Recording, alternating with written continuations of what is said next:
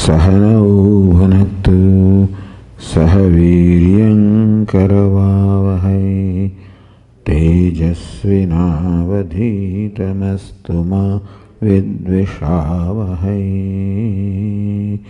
Om Shanti Shanti Shanti.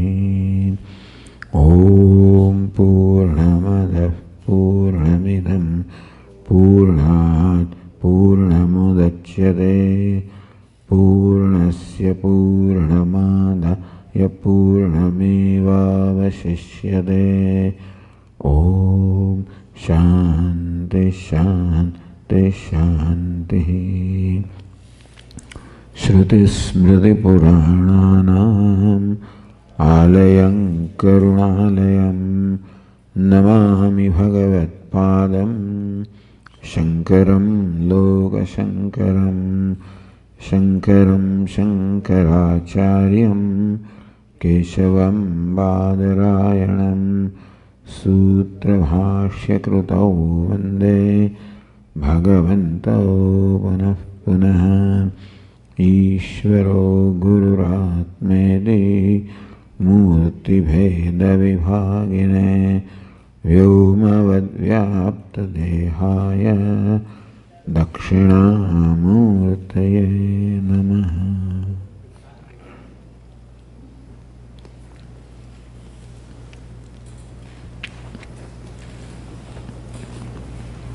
Living life successfully. That is a topic which we've been discussing since last 2 evenings.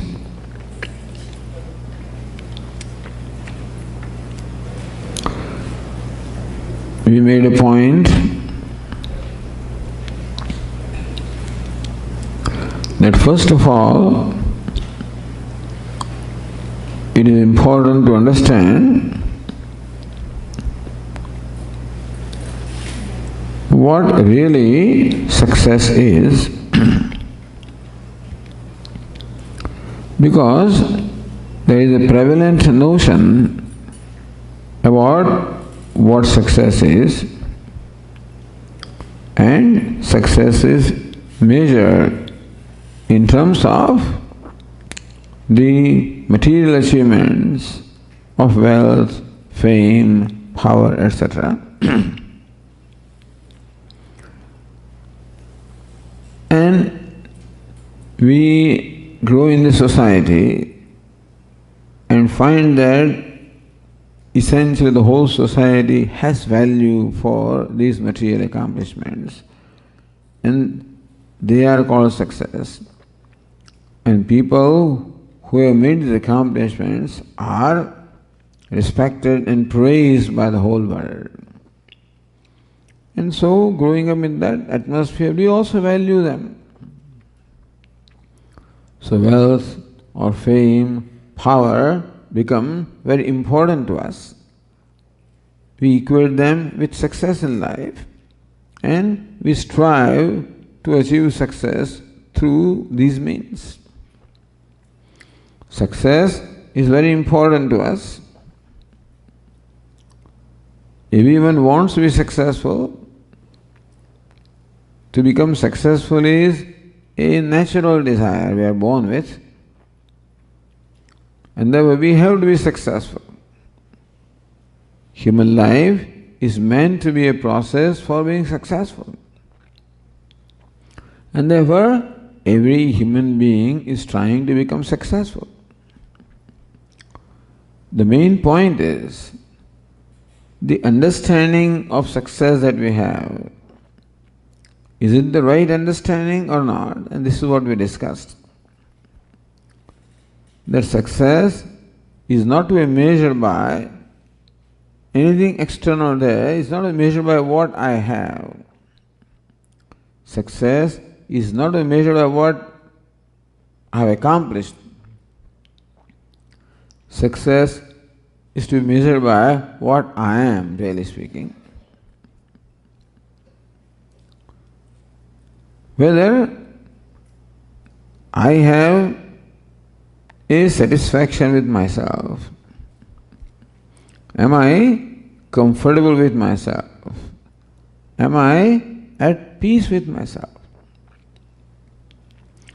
So we examine a typical experience of success, which is usually equated to fulfilling a desire. When my desire is fulfilled, well, I feel successful. So we examine what happens within ourselves when we feel successful.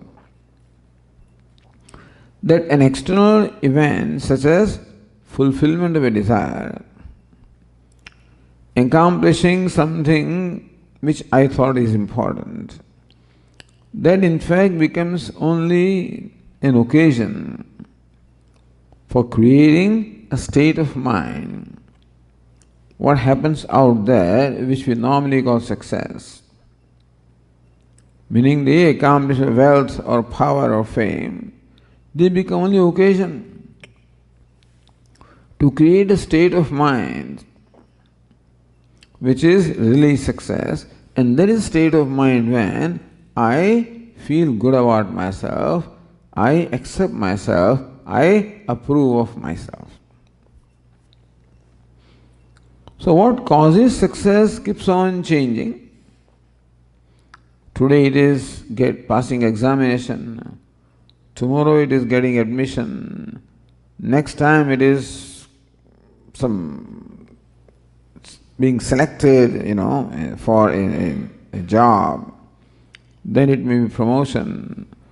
So what creates a sense of success changes. But every time what happens is, in my mind, I have a self-worth. I am proud of myself. I think that I am worthy. In my own mind, I am worthy. So the sense of self-worth is there, self-acceptance is there, self-respect is there. Therefore we say that success really is a state of mind where there is self-acceptance, self-respect, self-satisfaction, self-approval. What brings about out there is just instrumental, is only occasion. Therefore, today we are trying to become successful by creating those external occasions which trigger that state of mind called success. And whether or not an external event will create the state of mind is very uncertain, because our own fancies and expectations keep on changing. So really speaking, the pursuit of success is to directly pursue that state of mind wherein there is self-acceptance, self-approval, self-dignity, self-worth. We do not have to depend upon anything external for that. That we can create the state of mind independent of what is out there by living a life which has a clarity of the purpose, a clarity of the means, and a life lived with certain values and attitudes. This is what the Bhagavad Gita teaches. The last verse of Bhagavad Gita is a very famous verse. It is a statement of Sanjaya.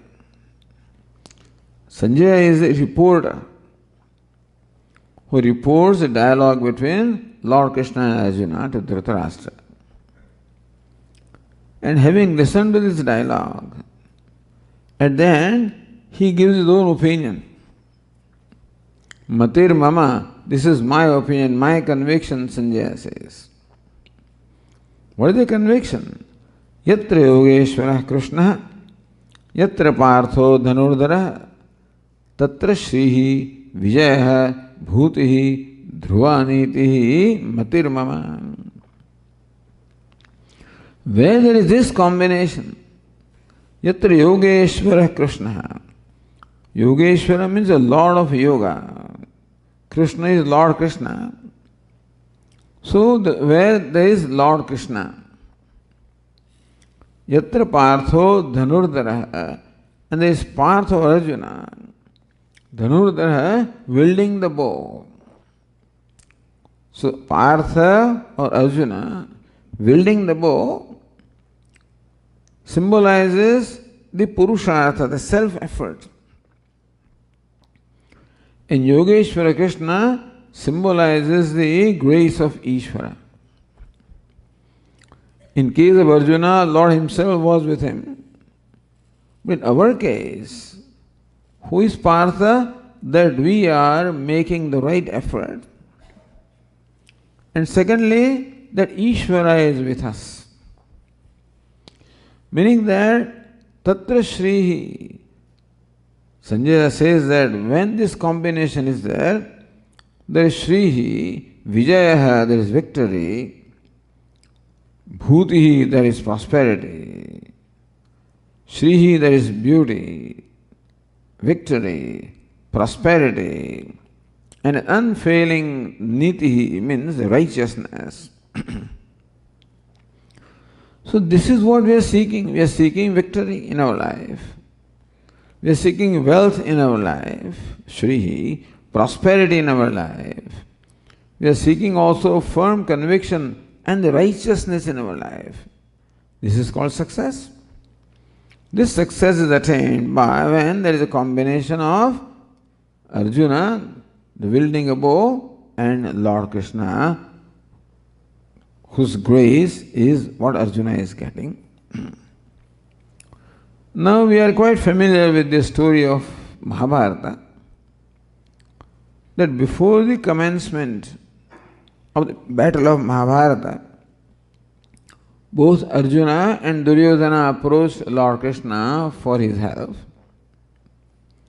to request Lord Krishna to join their side, because it was declared that there is going to be a battle between Pandavas and Kauravas. So Duryodhana, the representative of Kaurava, and Arjuna, the representative of Pandava, both of them approached Lord Krishna seeking his help. And Lord Krishna is a great diplomat, of course. He gave them a choice. He said, I cannot simply favor one of you. For me, both of you are equal. And therefore, I'll give you a choice. Since I cannot be on both the sides, therefore, on one side I'll be there, but will not wield any weapon, will not fight the battle. That Krishna on one side and my well-equipped army on the other side. You make a choice. Arjuna made a deliberate choice. He said, Lord, I want you to be on my side. And Duryodhana was happy to also have that army on his side. So right away, Arjuna has sown the seeds of victory by choosing Lord Krishna on his side. We can see here how Arjuna and Duryodhana had different notions or different belief systems, where Arjuna believed that whether Lord Krishna fights a battle or not is not important. On whichever side Lord Krishna is, wherever there is grace of Lord Krishna who stands for Ishvara, there is going to be victory. He has a Shraddha, he has a trust, bhakti, the devotion for Ishvara. Duryodhana, on the other hand, is a different person. He is an egoistic person, a materialistic person, not a believer in Krishna or Ishvara. To such an extent that Lord Krishna himself went as a mediator between Pandavas and Kauravas in the court of Duryodhana, and Duryodhana asked his people to arrest him. In fact, Lord Krishna showed his cosmic form to Duryodhana to impress upon him who he is. And Duryodhana declared that this person is a magician. Arrest him. So that is the kind of regard Duryodhana had for Lord Krishna or for Ishvara.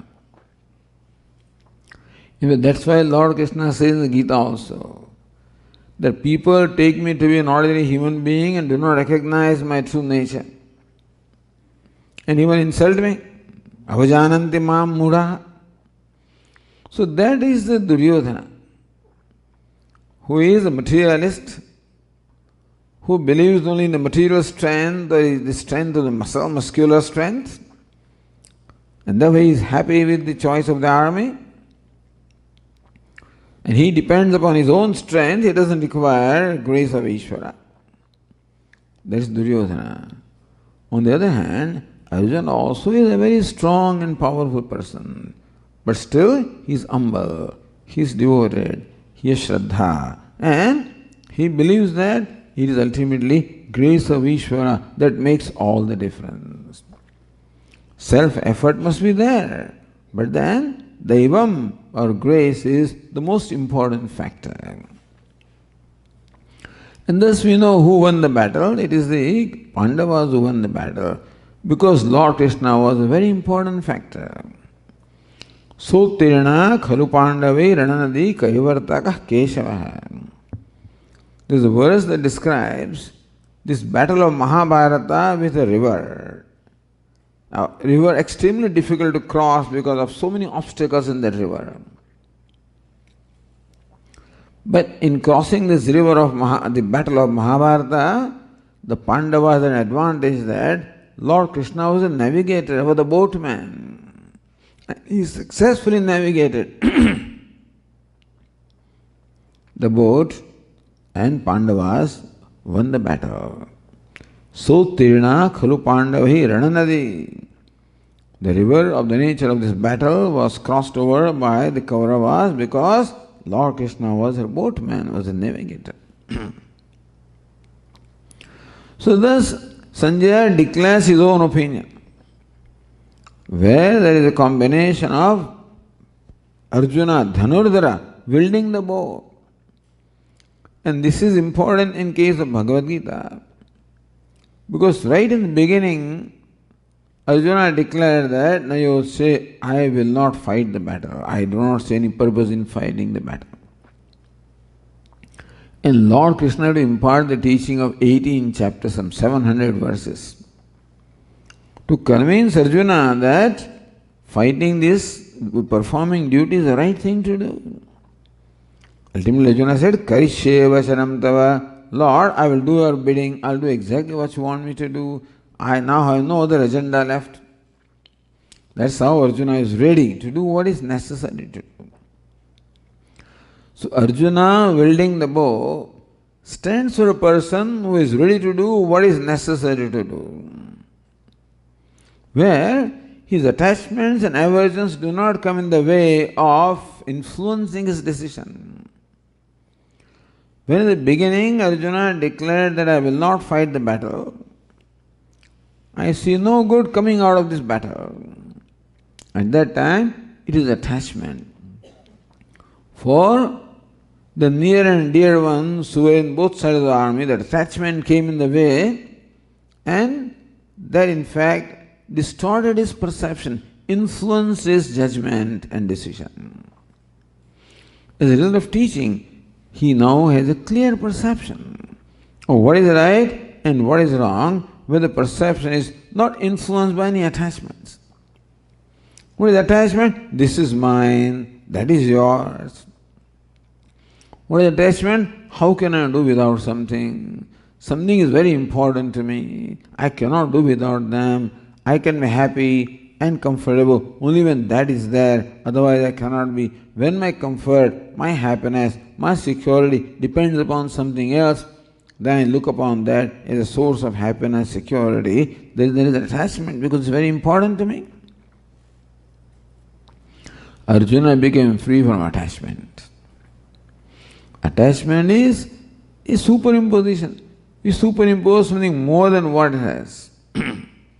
Because Arjuna recognized that security does not come from outside.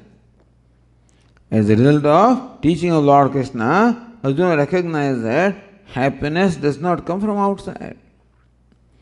Security does not come from outside.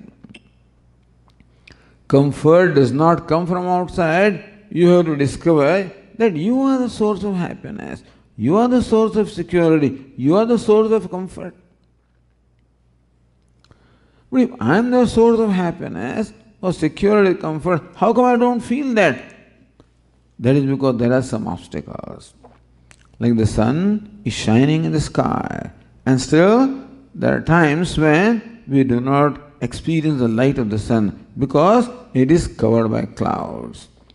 So clouds are the inhibiting factors which prevent us from experiencing the light of sun, and so also the inhibiting factors within ourselves, which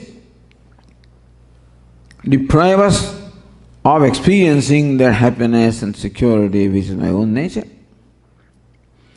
So this is a very important understanding that Vedanta imparts. That what you are seeking in your life is in fact to be discovered from your own self. The success that you are seeking, happiness that you are seeking, comfort that you are seeking is to be discovered as your own self, is not outside of you. Nothing can provide you happiness, nothing can provide you security, nothing can provide you comfort, your own self can provide that. Atmana vindate viryam, vidyaya vindate mritam. Upanishad says that all the virya, all the strength is only in the power, is only in the self. Meaning that rather than chasing happiness and success out there, undertake a process where that success and happiness progressively becomes manifest from your own self. Remove the obstacles. What is it? Ignorance is the obstacle. We are born ignorant. Ignorance is the primary obstacle. What does the ignorance do? Ignorance creates is attachments and aversions, raga and dvesha. So attachments and aversions, raga, dvesha, which always influence my mind, they are the primary obstacles, and thus I have to become free from them. How do I become free from them? Lord Krishna prescribes very practical way. That your raga dveshas, your attachment and aversions, they will try to control you whenever you are about to perform any action.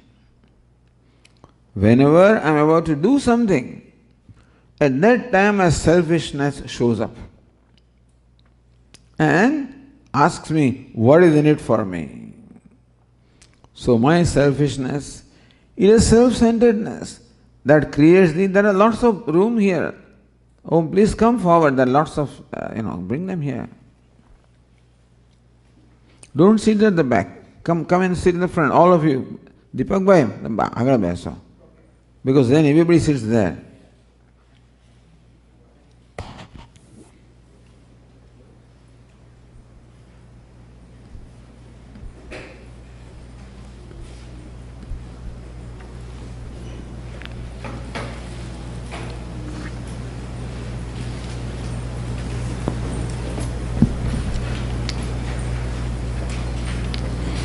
This karma, whenever I am about to do something, that is when my insecurities, my self-centeredness, my narrow-mindedness manifests and tries to dominate me, control me.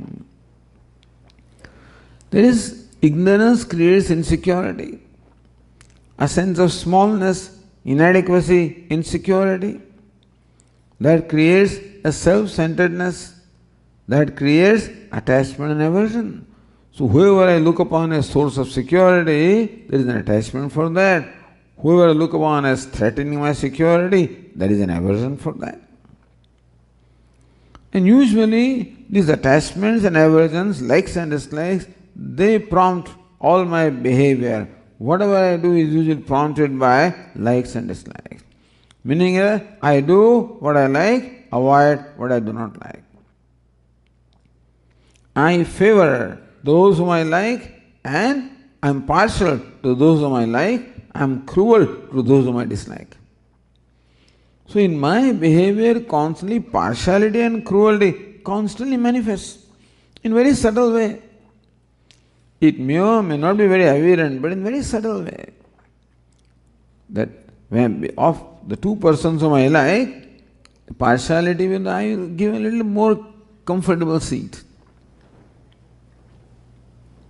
If there is something to be served, when there is a community feast and people are all sitting down and you are serving them, so there are volunteers who serve them. When you serve them, there are some friends also, some people whom you like, there are some people, because whole community, people whom you may not like also. So my job is to serve them, that clarified butter, ghee. In the olden days, people used to really come out with big containers of this, they used to pour.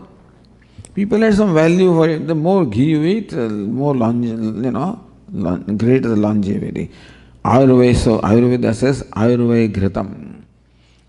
Ghee means longevity. Anyway, so when I see my friend, automatically, the ghee that is poured automatically stays for a few seconds. And when I am passing by someone who do not like, I as though I haven't even seen him, this automatically happens. My dislike automatically manifests through my behavior. And my liking manifests as partiality. And I feel happy. When I am partial to someone whom I like, I am happy. When I am cruel to someone whom I dislike, I am again happy. Meaning that my happiness seems to come in fulfilling my likes and dislikes, being partial to one whom I like and cruel to one whom I dislike. That gives me satisfaction.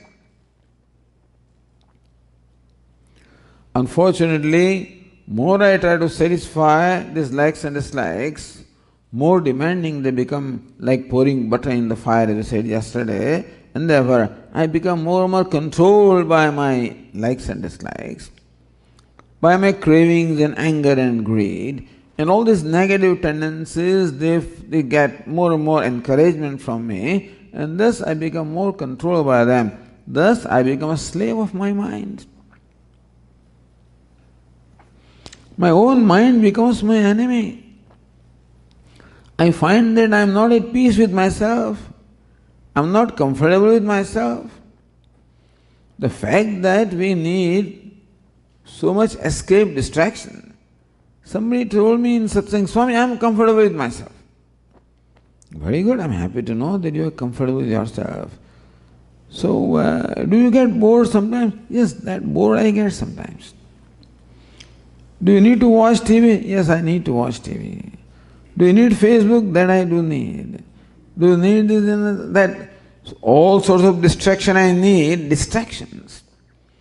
Each of these activities is really nothing but escaping from myself.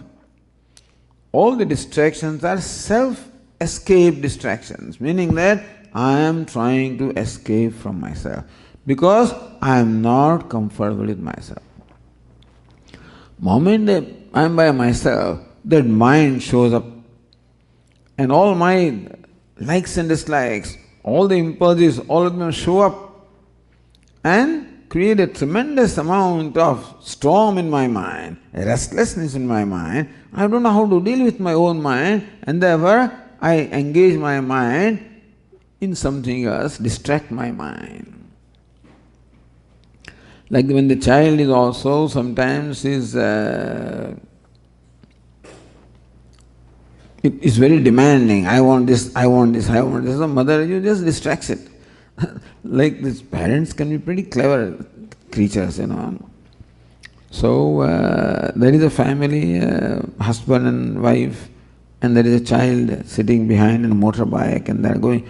And the child says, I want to go to watch this circus. There was a circus going on. At that time, the first show was over. and people are all coming out, and child says, I want to go and watch this circus. You know what the mother says? You know, these people are coming out. Even tiger is let loose, the people are running away. So then I don't want to go to watch that. See how, in a very clever way, you just distract the mind. Similarly, our mind is like that. I want this, I want that. To distract it, we engage in something or the other. So if you look at our life, we find that many of our activities are nothing but self-escape distractions. That shows a discomfort that we have with ourselves. That shows that I am not at peace with myself. So Lord Krishna says, Ashantasya kutas sukham. How can there be happiness for the one who is not at peace with himself? I am not at peace with myself. So therefore, create a peace with myself. What is that prevents me from being at peace with myself? These attachments, aversions, desire, cravings, anger, greed, jealousy. So these are the factors, inhibiting factors like a cloud. Just as a cloud prevents me from experiencing the light of the sun, so also all these negative tendencies prevent me from experiencing the peace of my own self. So I run around seeking peace, I run around seeking happiness, I run around seeking comfort and security, whereas it is my own self. Therefore, Lord Krishna prescribes a program, a process rather, I should say, of how to progressively become free from these attachments and aversions. And so, this is, we said yesterday, we hinted at this, by talking about an ideal, a karma yogi. Karma yogi is described in the Bhagavad Gita as mukta sango anaham vadi dhrutyutsaha samanvitaha siddha siddhyoho nirvikaraha. One attribute we discussed yesterday, how this person is unaffected by the result of the action, whether the result is favorable or result is desired or undesired, whether defeat or victory, gain or loss, comfort or discomfort, comfort or hardship, whatever the outcome is, he is unperturbed by them. He is equally comfortable with whatever the outcome is. Yesterday we said, it is not the defeat really that makes me unhappy. Number one, we use the word success and failure, by the way, just to spend a minute on that. There is no such thing as success and failure. What there is the action and the outcome. This is what it is. It is we who brand a given outcome as success and other outcome as failure. This is our branding. What is an action and the outcome. Yes, but Swamiji, everybody says that when you win the match, that it is called success. When you lose the match, it is failure. Is it not so? Win is a reality. Loss is a reality. But success is our superimposition, is our perception. Win and, yes, you win the game and lose the game. That's a reality. But that win means success and loss means failure. No, that is our own complex. Giving all importance to outcome is what creates this complex. Suppose you give importance to process. Suppose that playing was an important thing. Suppose playing the game was important. That is what you enjoyed. Then perhaps whether you won or you lost would not be important if the playing the game was a source of your enjoyment. Just think about it. Because basically what we are seeking is happiness. And today we have postponed our happiness for the outcome. I am happy only when there is an expected outcome. I am unhappy when the outcome is not expected. Meaning that I have postponed my happiness for future towards the outcome, which is uncertain. We said yesterday, we cannot control the outcome. We do not, and therefore it is unpredictable. What we can control, karmanyavadikaraste, what we can control is the action.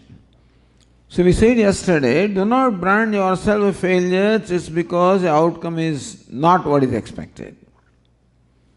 It is true that when you perform an action, there is an expectation of an outcome, no doubt about that. That's called purpose. A prayojanam or a purpose is always there behind every action. And sometimes it happens that purpose is fulfilled, sometimes it happens that purpose is not fulfilled. If purpose is not fulfilled, I brand myself a failure, I become unhappy. See, it's not the outcome that makes me unhappy.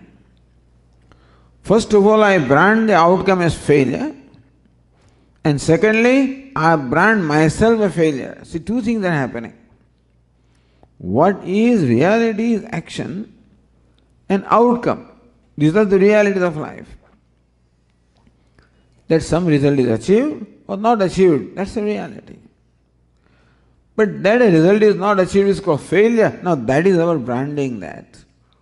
Or that a result is achieved is called success is also branding. Suppose you brand that way, then further branding is that when there is success, I further brand, I am successful. When there is failure, I further brand, I am a failure. You see how many projections are going on. What makes me unhappy is I am a failure. That's what makes me unhappy. Even failure out there also does not make me unhappy. You must know this difference. That it is all happiness and unhappiness all centered on I. What happens out there doesn't really affect me unless I connect myself with that. If I realize that there is an action, there is outcome. And suppose you want to brand the outcome as success and failure, let's brand it. But action is successful, action is failure. I am not successful, I am not failure. Why do you call yourself a failure? That's what Lord Krishna says. Siddha siddhyoho nirvikaraha. This discriminating person does not brand himself. Because if you want to brand yourself, ask yourself, did I make all the effort or not? Because what I can control is effort. And that is where my responsibility is. And did I act in a responsible manner? Did I do what all that could be done for that effort? If so, that should be satisfaction, that I did what can be done. All the reason to be satisfied with myself if I did what was to be done. Because I do not control the outcome. Lord Krishna says that you control the karmanyavadikaraste. So number one, Lord Krishna teaches that may you be committed to the process. Let there be excellence in the process. So commitment to excellence is fine. But excellence is not to be measured by outcome. Excellence is measured by your effort. Because that's all you can do. I did the best I could do. I'm quite satisfied with what I did. Well, outcome depends upon many factors that I do not control. Siddha siddhyoho nirvikaraha. Mukta sangaha. This person is mukta sangaha, free from attachment, free from branding. Attachment is branding myself. Well, Lord Krishna says, have no attachment for the karma phala or outcome. This is a famous statement, karmanyavadikaraste ma phaleshu kadachana. And everybody thinks that Lord Krishna says, they give up the consideration of the outcome. No, give up attachment for the outcome. What is attachment for the outcome? Attachment for the outcome is do not brand yourself or judge yourself based on outcome. That's called attachment. Because when you perform an action, outcome is inevitable, it's going to come. But what we do is, we judge ourselves based on the outcome. And that causes happiness and unhappiness. Outcome doesn't cause it. So we have the freedom not to judge ourselves based on the outcome. Only human being does this. Other creatures don't do that. I was watching one National Geographic, some video. There was some animal was chasing, its food, another animal. And it's amazing how this fellow, it was, I think a deer or something was running, and this fellow was chasing and running. It looked like it's going to jump and then that fellow escapes. It went on for quite a long time. And finally that animal just found a slope and just slid and ran away. And this fellow could not do anything further. You can see momentarily disappointment. Then he turned around and went its way. It's not that he depressed that a whole night now I could not get my prey, I could not kill that thing, and so I'm a failure, and therefore he could not get depressed and doesn't sleep at night. Nothing like that. These complexes are a very special to human beings, and that is the price that we pay for being self-conscious beings. But this is a very important psychological thing, that we create unhappiness for ourselves by branding ourselves. In other words, Swamiji, I feel happy when I'm successful. Is it not so? Maybe. But that also we discussed yesterday, that when you derive happiness from your being successful, slowly your own expectation of success keeps on growing, and a point comes when you brand yourself a failure because you expect more and more from yourself. That's the nature of ego. So this is the attitude towards the outcome. And to make it simpler, as Swamiji says that, as Lord Krishna says, Siddhi Siddhyo Samo Bhutva, being even-minded towards the outcome of success and failure, look upon both of them as prasada or as the gift or grace of Ishvara. Because we perform the action and the outcome is decided by Ishvara, by the laws of karma, by the laws of nature. We don't decide the outcome. So Ishvara manifests as the different laws, determines the outcome. Therefore, you may say that the result or karma phala is given by Ishvara. What comes from Ishvara is called prasada, and therefore accept the outcome as prasad, graceful acceptance. What is graceful acceptance? Not complaining, not blaming, not branding. What is meant by graceful acceptance of a situation is an attitude of the mind where I don't complain, I don't blame, I don't brand. I don't complain because I have not created this outcome.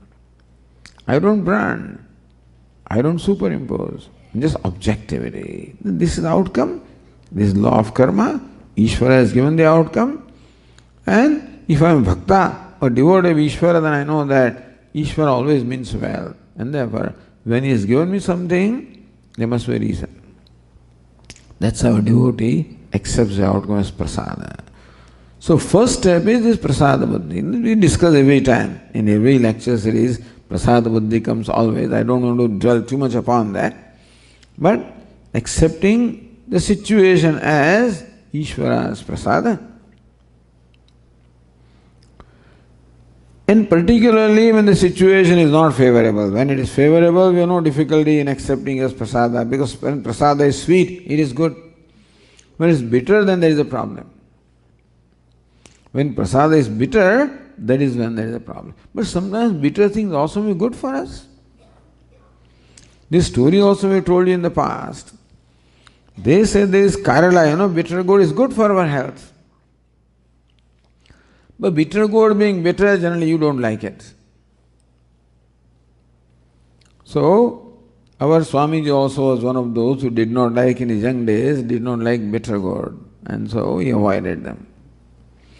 But after he became a Swami, and then when he was invited for bhiksha, and then when the hostess served bitter gourd, now as a Swami he can't say I don't like it.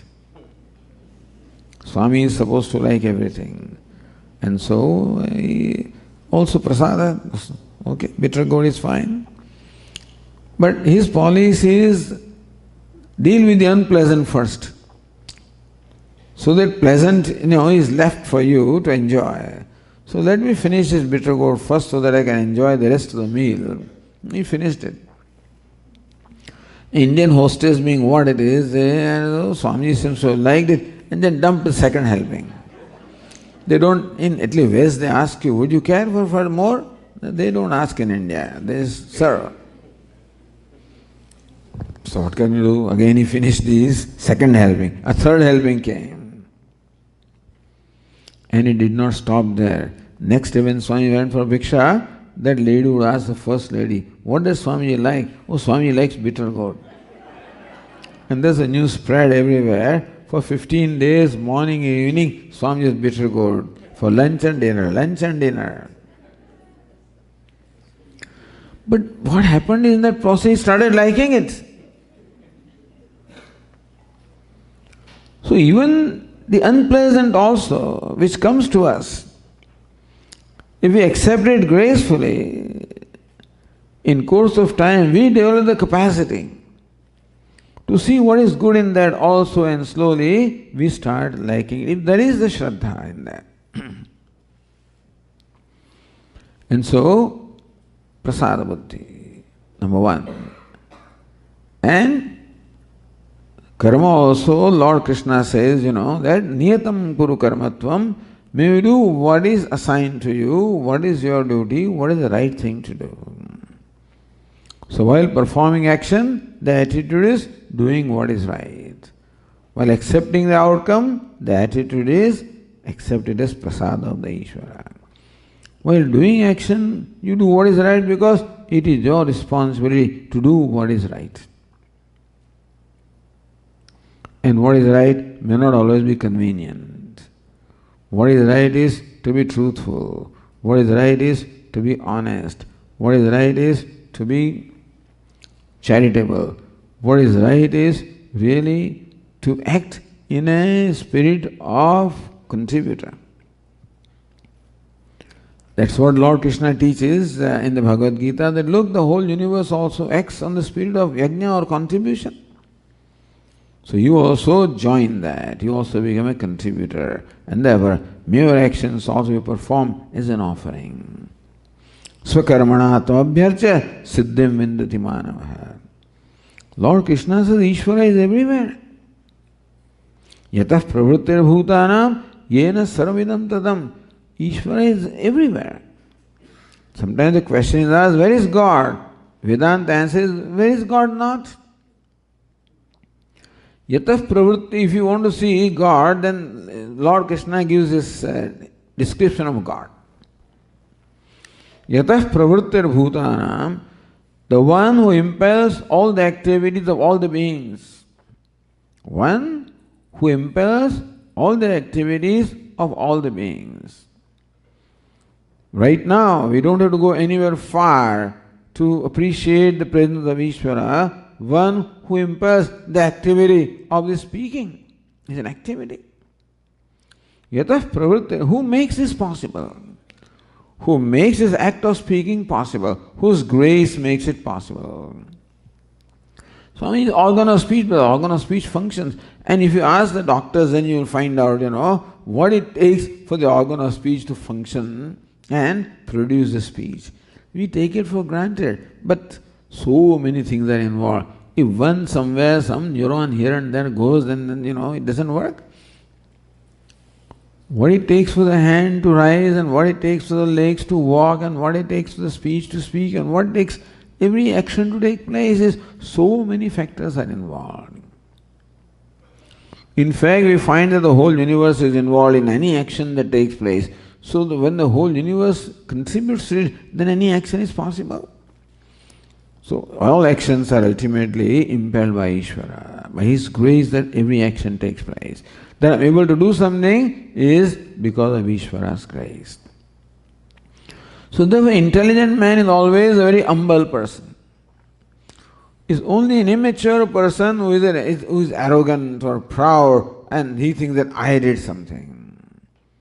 Swami, I'm a self-made man, this is my creation. So Swami's favorite question was, you are a self-made man, but who made you?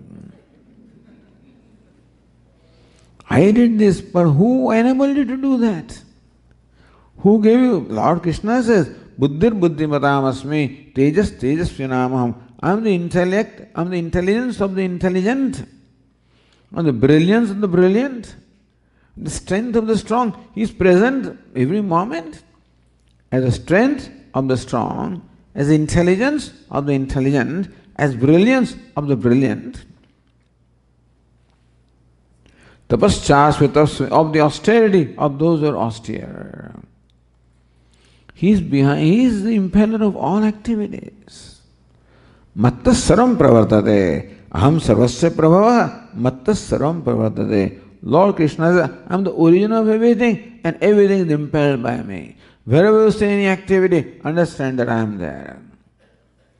Bishasmad vatah pavade. Bishode, the Surya Upanishad says that it is because of him that the wind blows, that the sun shines, that the fire burns, that the clouds rain. That all these things are happening is because of Ishvara acting through them. By his might, by his power, by his grace. So, Vedanta keeps on talking about the Ishvara's grace. Etasya vakshasya gargi prashasane gargi surya chandramasau visrutau tishthatah. In the Upanishad, says Yajnavalkya says to Gargi, hey Gargi, it is by the mighty power of this immutable, the sun and moon, both of them are held in their positions. And earth and heaven are held in their positions. The rivers flow the way they do. The time also functions the way it does. That everything functions the way it does is because of the power, the law of Ishvara. So you can see God everywhere. As Bhagavad Gita describes, what is his God? But even if you don't find God in these present names and forms because we offer likes and dislikes, attachment, aversion, therefore, this fellow cannot be God, this cannot be God, because right now my mind is not ready to see. But this we can see, how every activity is impelled by Ishvara, that the wind blows, that is Ishvara, sun shines, that is Ishvara, earth rotates, that is Ishvara, water flows, that is Ishvara. My heart beats, Ishvara. My brain works, Ishvara. My speech speaks, Ishvara. I see. All of these Upanishads describe. Shrotrasya Shrotram, Manaso. That because of which the ears hear, because of which the mind thinks, because of which the eyes see. We take these things for granted. So what is the big deal about it, Swamiji? It's only when I grow older and then my hearing becomes, affected, that I cannot hear. Then I realize that I was able to hear normally was a great blessing. That now my knees are not functioning well, I can't walk properly, Swamiji. I realize that I just took it for granted that I could walk. Our Swami says, don't take it for granted, appreciate the blessing of the grace that you are enjoying. So Ishvara pervades our entire life. And what is he doing? He is only serving us. In fact, we find that Ishvara or God constantly is serving us without our asking for it. And therefore, says, you return the favor. So when you perform the action also, you perform an action also as an offering. When he offers himself to you, you offer himself to him. So that's the spirit in which an action is performed. But what is in it for me, Swamiji? If I keep on offering my action to Ishvara and for the whole world, then what will happen to me? So my insecure self will ask that question. My ragadveshas, that no, I am partial to this and I am cruel to this. What about so? Those tendencies come forward. Our insecurities come forward and prevent us from being a giver or a contributor. So it doesn't happen overnight. Overnight we can't become selfless. Overnight we do not become a contributor from a consumer. It's a process. But then one act of contribution. Now how do we become a contributor? A very simple method. Whenever we perform an action based on the value, it's an action of contribution. When you act out of a spirit of non-violence, act out of spirit of kindness and compassion, it is an act of contribution. Because you cannot be kind to a person unless… So I can be kind only when my tendency of being cruel is subdued. Then only I can be kind. So every moment both of these kind of tendencies try to take hold of me. The divine tendencies are in me and the demoniac tendencies are also in me. The kindness also is in me and cruelty also is in me. And so when I want to do something, both of these try to dominate me. The cruelty says, no, don't worry, take advantage of him, exploit him, extract from him. The kindness says, no, be kind to him, give him. Both the tendencies are there. We have to listen to both the voices, and then we have to make a choice that no, I'm going to choose kindness and not cruelty. I'm going to choose honesty, not dishonesty. But what happens is, this dishonesty is sometimes very tempting. Because you get away with wealth and fame and etc., etc. That's what these things do. That's why people are dishonest, that's why people are violent, because it is a convenient thing to do, because they seem to be the means of attaining these external achievements. We said that they are not contributing anything to you. Wealth means nothing for my happiness. Fame means nothing for my happiness. Power means nothing for my happiness. There was no connection with happiness. Only my state of mind has connection with the happiness. And inner peace has connection with the happiness. Being at peace with myself is a measure of happiness. And I cannot be at peace with myself if I am a cruel person. I cannot be at peace with myself if I am an angry person. I cannot be at peace with myself if I am dishonest or unjust, unfair. So fairness, that becomes a value. Then I discover a comfort with myself, inner peace with myself. So therefore Lord Krishna says, Karmanyevadikaraste, it is your responsibility to perform action in the spirit of a giver, a contributor. Whenever you perform action as dictated by the values, automatically your action becomes an action of contribution. You need not think of Ishvara separately also. Honesty is Ishvara, kindness is Ishvara, love is Ishvara. So when I am dedicated to kindness or honesty, automatically that is dedication to Ishvara. That's what Swami used to say. That Ishvara is manifest as the order. So whenever I perform an action keeping the order, it is an offering to Ishvara.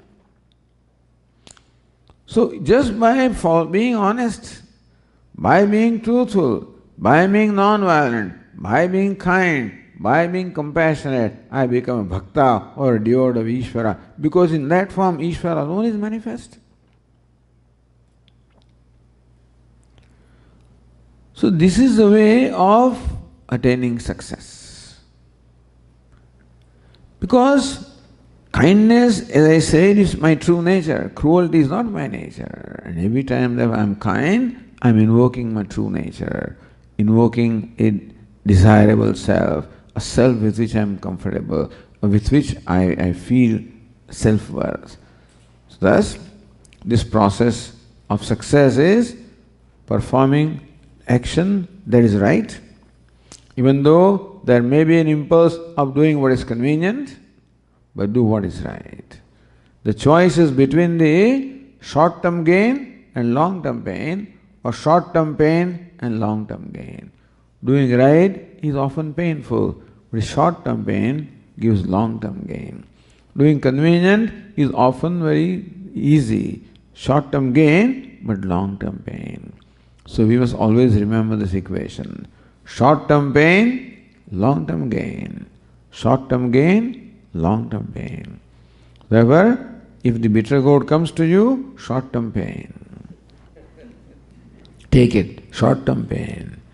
But in 15 days, started liking bitter gourd. Then it became what? A long-term gain. Because whatever advantage bitter gourd has, I don't know what they are, but whatever they are, is what you get, They say they are good for your stomach and digestion and what, Has to be good. Bitter taste is also required. The Ayurveda says that all the 6 tastes we should consume every day. The 6 kinds of tastes are there. Not all the time sweet taste, Bitter also must be there, sweet also must be there, sour also must be there, salt also must be there, in all proportion.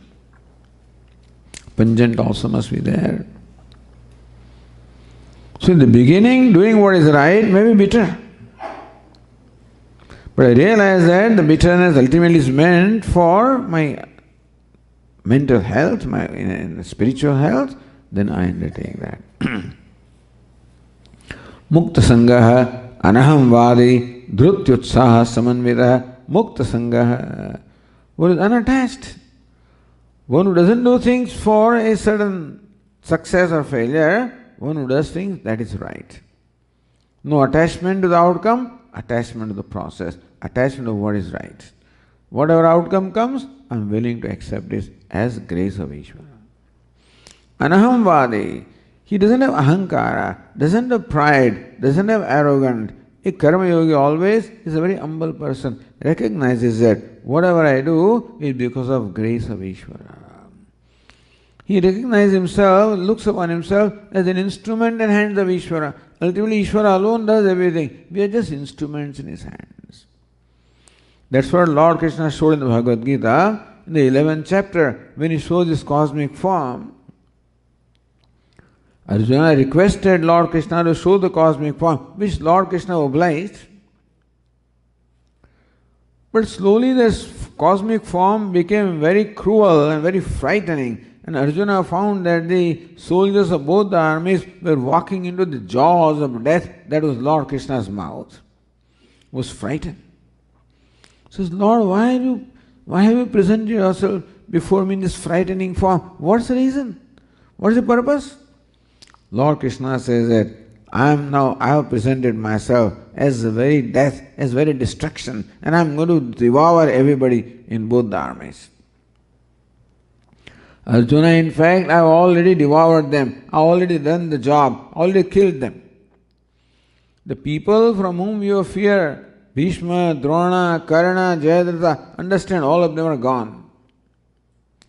Dronancha, Bhishmancha, Jayadrathancha, Karndathanyapi Yodaviran, Maya Hatastvam, Jahima Vasishtha. Hey Arjuna, under Bhishma, Drona, Karna, Jayadratha, from whom he may have concern or fear, all of them are already killed by me.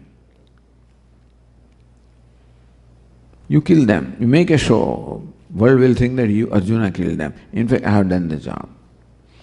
Meaning that Ishvara alone does the job. We are always an instrument in his hand. So Karma Yogi knows that. So he is always very humble.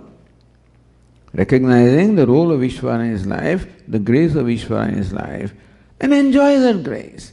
Humility does not deprive us of happiness, understand. In fact, that opens for me to enjoy the process of Ishvara's grace.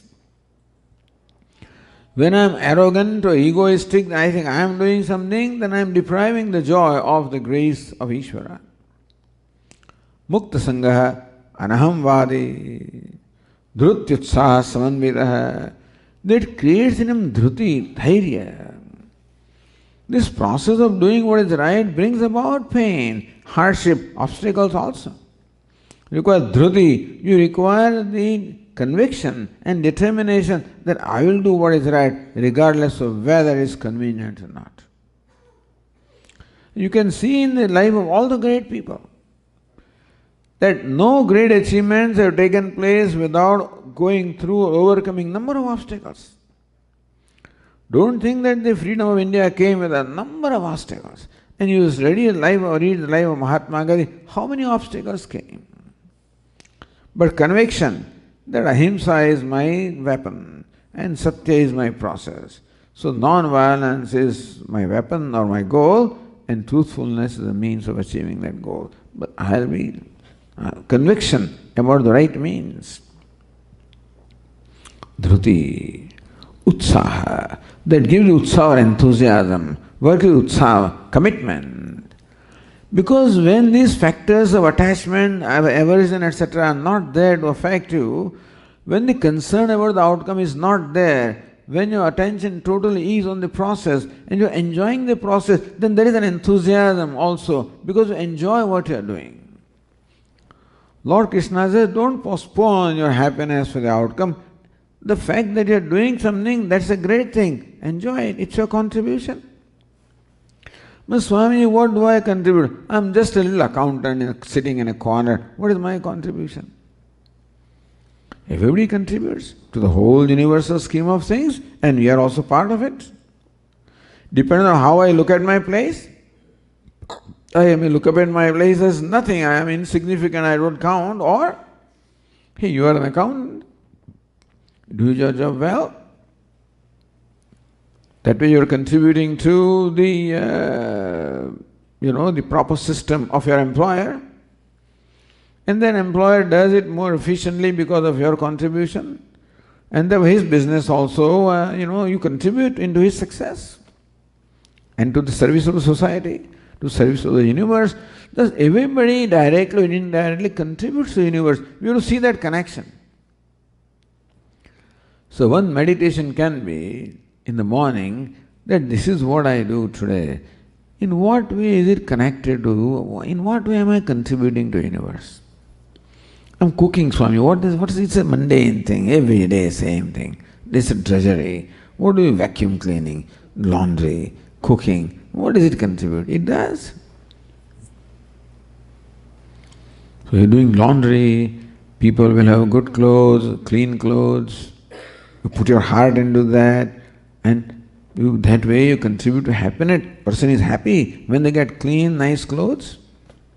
Doing vacuuming, people are happy that the floors are very clean. You contribute to happiness, so people will use them. And that happiness will make them a little more efficient and they will contribute to somebody's happiness. So it's that way a very chain effect is involved in a very minute way. Our contribution may not be very great and outstanding, but it's there always. See, when you build a temple, looks like only the Vimanam or the Shikhara or the crown alone is evident to everybody. Or the dome is evident to everybody. But then there is a foundation stone which nobody sees. But don't you think foundation stone also contributes something? That poor stone can feel miserable, nobody looks at me, nobody sees me, nobody even knows that I am there. That's one way of drawing. Or you can say that in my own humble way, I am also contributing to the stability of this temple. Every foundation stone does it. So we are all foundation stones. In one way or other we contribute to the whole universal scheme of Ishvara. And we are all there by instruments and hands of Ishvara. That's how one can look upon oneself. And that is how there is dignity of what you do. How am I going to rate what I am doing? Simply by what money it produces, what visibility it produces, what importance people give it to it, or what contribution it makes. That whatever anybody does is very valuable. Recognize the value of what you do. Even if it's a small thing that we do, it is valuable. Our Swami jokingly used to give an example of, in India we used to have those steam locomotives. The steam engine. There is a cylinder, the piston, a piston rod. That's how the steam pressure would drive the engine and engine would drive the train. The piston is a very active fellow. He just goes and is very proud. I am running this, I am pushing and I am running this train.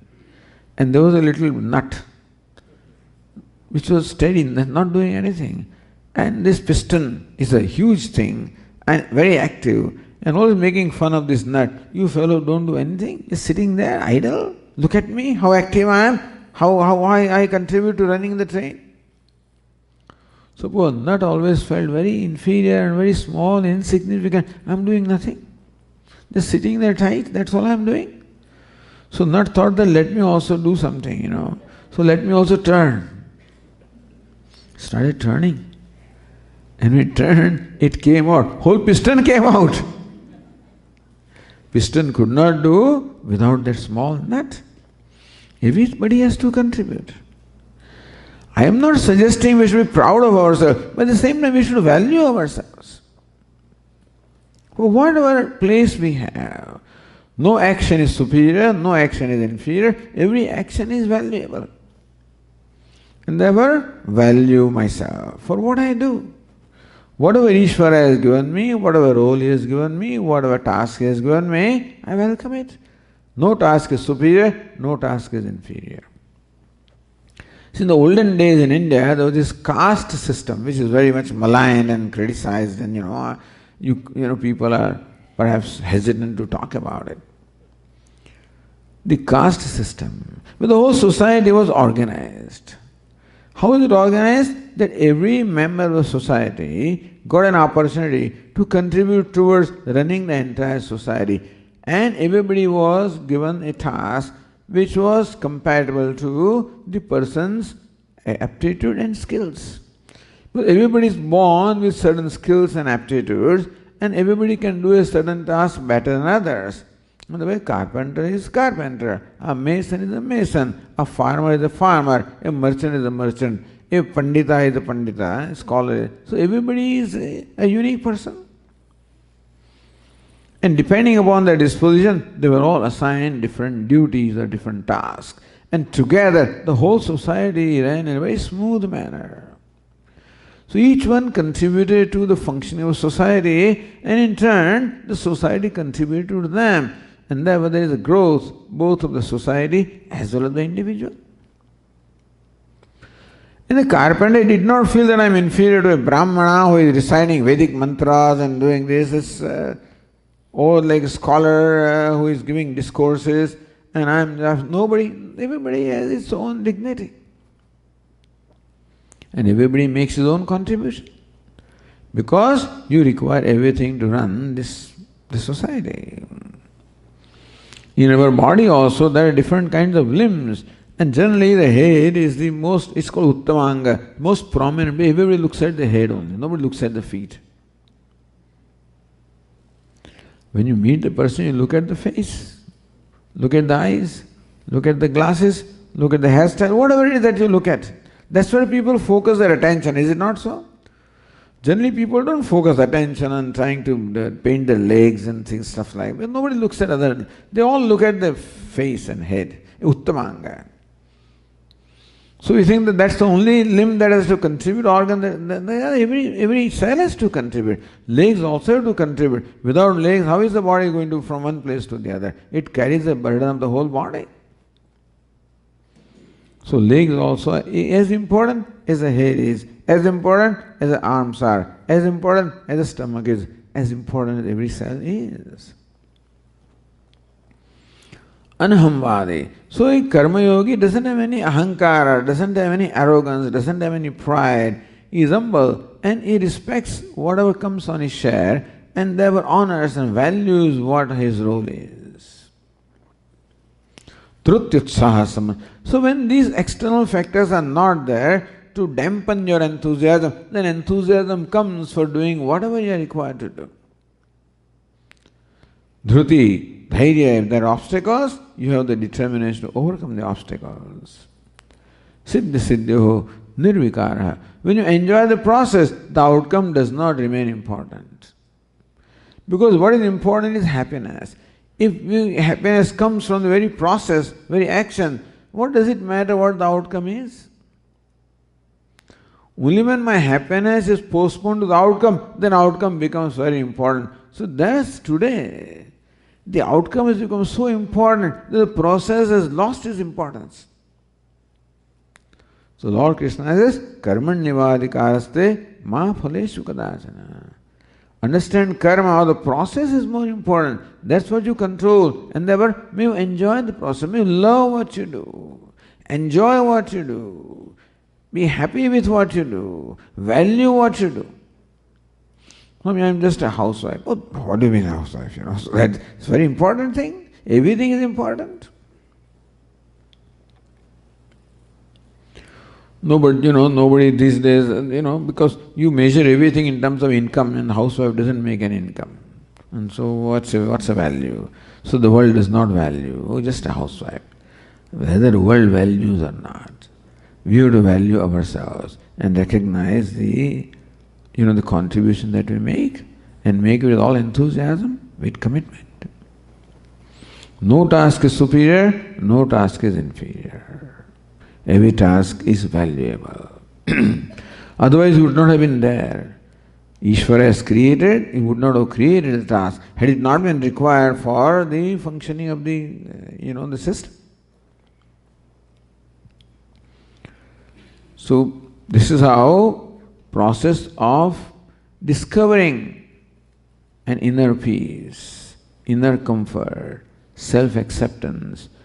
So, more I'm committed to process, more indifferent I am to the outcome, and more therefore I am valuing what I do, not valuing myself in terms of being arrogant, but valuing myself, my role, my contribution, what I do. And happily I do that contribution. Ishvara, take it. Ishvara in the form of world, this is my offering to you. A little accounting, this is my offering to you. Farming, assembly line, this is all I do, Swami. Whole day, that's all right. Without that, the car can't be, assembled. So that's an important thing. So this success, which is a state of mind, is slowly we cultivate. We create the happiness for ourselves. We have to do that. Nobody can create happiness for me. It is, they say, hey, you can take the horse to the water, but you can't make it drink, it has to drink itself. Similarly, we have to create happiness for ourselves. Nobody else can do. Nothing else can do. And how do I create happiness for myself? By creating a state of mind which is free from conflicts, which is free from attachment and aversions, which is free from self-non-acceptance. And that state of mind is created progressively by undertaking this process. And finally, of course, the greatest success. So, this process brings you to about 80% success. That finishing touch of 20% will remain. As Bhagavad Gita says, Jnana Yogena Sankhyanam, Karma Yogena Yoginam. This is yoga. First step is yoga. Second is Sankhya, or the pursuit of knowledge. But when you discover yourself to be happy, then when the teacher says happiness is your nature, it makes sense to me. Therefore, to qualify for the teaching of Vedanta, some preparation is required. That Vedanta teaching is simple, that you are happiness, you are limitless. But generally it doesn't touch me, it doesn't affect me at all. That's all he says, I am happiness, I must be. Limitless, I must be. It's not my experience. So happiness has to become my experience. And that's the inner cleaning process that I undertake. That happiness becomes my experience. Then I'm told, your happiness, it makes sense to me. So we discover a relative happiness by this yoga, karma yoga, and absolute happiness by the knowledge of the self. So, yoga is the first step, and jnana is the second step. And then we discover that the Lord Krishna describes the successful people in many, many verses. Vihaya kamanyas sarvan pumam sharadanispruha nirmamo nirhankara sashantim adhigacchati. he attains a total peace and peace with himself. Peace is not that absence of thought. Peace is total freedom from conflict with oneself. Peace is having settled account with oneself. Peace is totally being comfortable with myself. So shantim adhigacchati. What has happened to him? Vihaya kamanyas sarvan, from whose mind all the kamanas, all the desires, all the cravings have gone away. Why have they gone away? Because what he expected to achieve through fulfillment of desire, he has discovered for himself. That happiness, as you discover from yourself, the craving automatically goes away. It is not that we can give up desire, we cannot. Because desire is there as long as we feel incomplete, inadequate from within. In this process, we keep on discovering happiness from ourselves, adequacy from ourselves.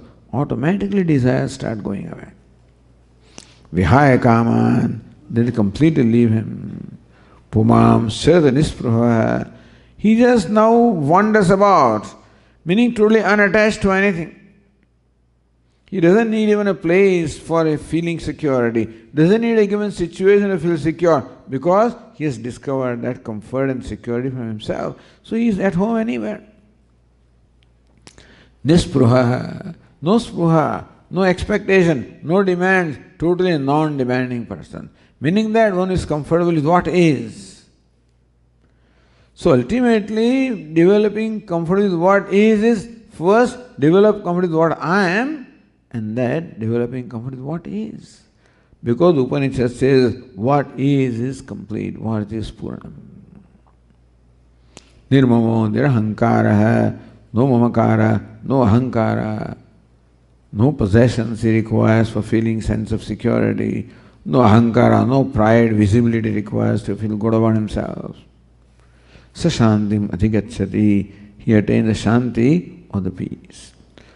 So, this is how in many places Lord Krishna describes success as a state of mind. What state of mind? Nirmamo nirahankara, where pride is not there, where the need for possession is not there, where demands are not there, where craving is not there.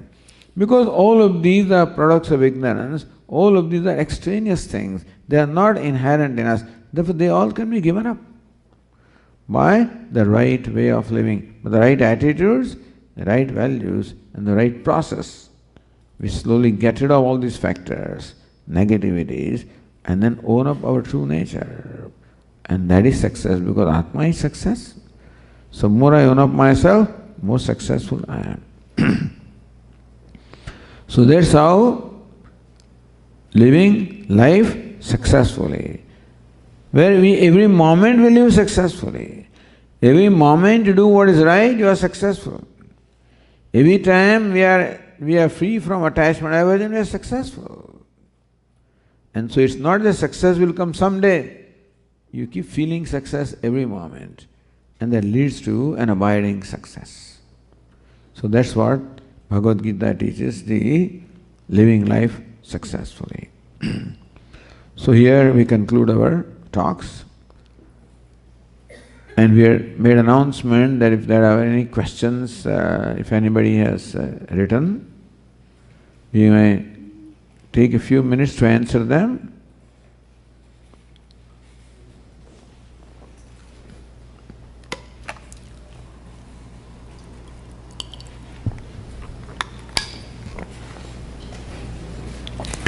See, questions become an important thing because